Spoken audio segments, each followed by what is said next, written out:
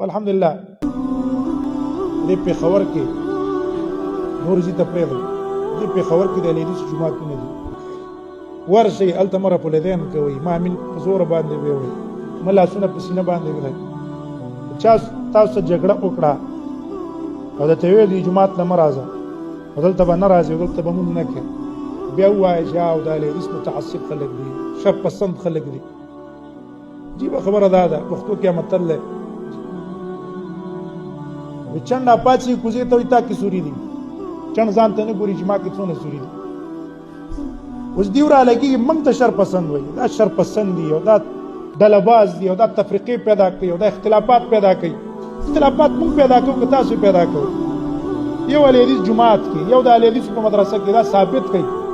د مدرسې نه څوک شړلی अब ثابت نه کوي موږ ته څوک موږ مدرسې نه شړلی هلکه ته پنجپیرې ته دیوبندي ته حنفي ته بریلی یا فلانې موږ خو داسې کسانو ته ډېر خوشحالي وو مدرسه کې کله ځای هم نه وي اسبابو په بنا باندې خو چې څوک وایي چې هلکه دا بریلی دی یا دا فلان دی او خیر یې میلېږئ موږ ورو راځه هغه له ځای ورکړو خپل ملګري سته بل ځای ته ولېږو هغه له ځای ورکړو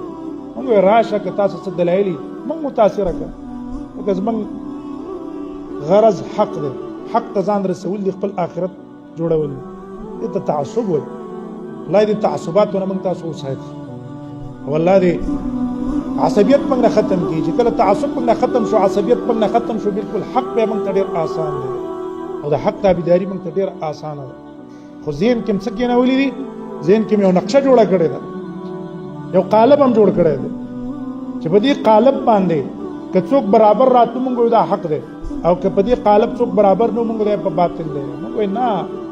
خپل ذهن کې قالب او نقشه مه جوړوه الله او رسول چې کومه نقشه ویلې د حق نقشې مطابق موږ تاسو له کس په هغې باندې پټ کول پکار دي